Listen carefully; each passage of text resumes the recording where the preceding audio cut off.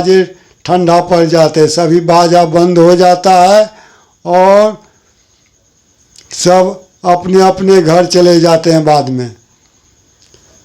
ठीक उसी प्रकार ये शरीर के अंदर होता है। जब आत्मा परमात्मा का मिलन हो जाता है तो सारे अनहद समाप्त हो जाते हैं।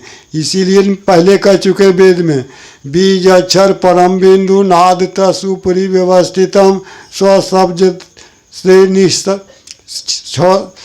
बीज अक्षर परम बिंदु नाद तसुपरि व्यवस्थितम स्वशब्दे चार अक्षरे सीने निशब्दम परम पदम। बीज अक्षर परम बिंदु है, उसके ऊपर नाद है। जब ये नाद क्षीण हो जाते हैं, समाप्त हो जाते हैं, निशब्द में पहुँच कर जाता है, ऊंचे चोटी पर आत्मस्वरूप में स्थिर हो जाता है, तो ये विवाह हुआ। आत्मा परमात्मा का मिलन हो गया तो परम पद हो गया। मन भवसागर समाप्त हो गया, आवागमन चक्र समाप्त हो गया, मन और माया के ऊपर उठ गया, वो फिर भवसागर में नहीं पड़ता है। इसी चीज़ को राम विवाह में यहाँ गुरु वशिष्ठ जी लिखे हैं, गोस्वामी जी बताएं, बहु राम सिया सिर सिंदूर देही शोभा विधि कही जातन के ही अरुण पराग जलज भरिनी के अससी भोस यही लोभ यमी के बहुरी वशिष्ठ अधीन अनुशासन अबर दुलहिन बैठे कयासन। जब विवाह समाप्त हो गया तो पंडित जी का गीत गाना बजना सब समाप्त हो गया। बड़ दुल्हन बैठे एक आसन, बहुरी वशिष्ठ दीन अनुशासन।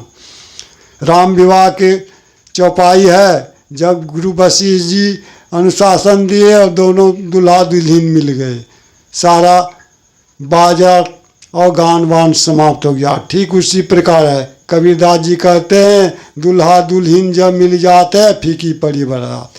इसीलिए यहाँ चरणदास जी कह रहे हैं, सूक्ष्म शरीर यरु आत्मा अभिन्न लख नहीं को, यही जो मन की गांठ है खुली मुक्ति हो।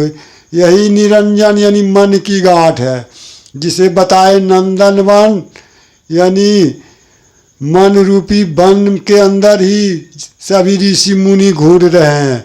ये मन और माया के ऊपर जब तक नहीं उठेगा तब तक मुक्त हो ही नहीं सकता। इसीलिए यहाँ चरणदास जी बता रहे हैं, सूक्ष्म शरीर यरु आत्मा अभिन्न लख नहीं कोई, यही जो मन की गांठ है खुली मुक्ति हो ही हो।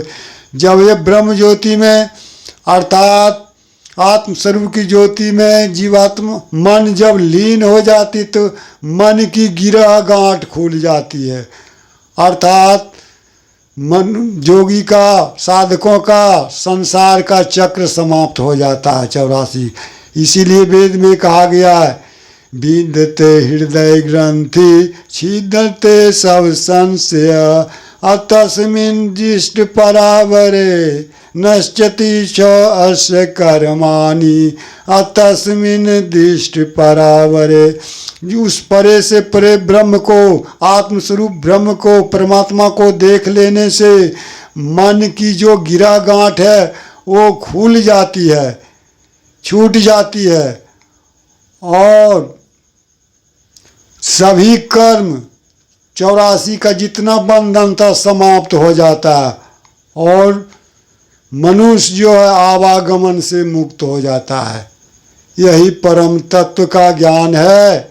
इसी चीज को गोस्वामी जी ने लिखे हैं, जो स्वरूप बस अशिव मन माही अजहि कारण मुनि जतन कराही, अजो भसुंड मन मानस हंसा अगुण सगुण जय निगम प्रशंसा।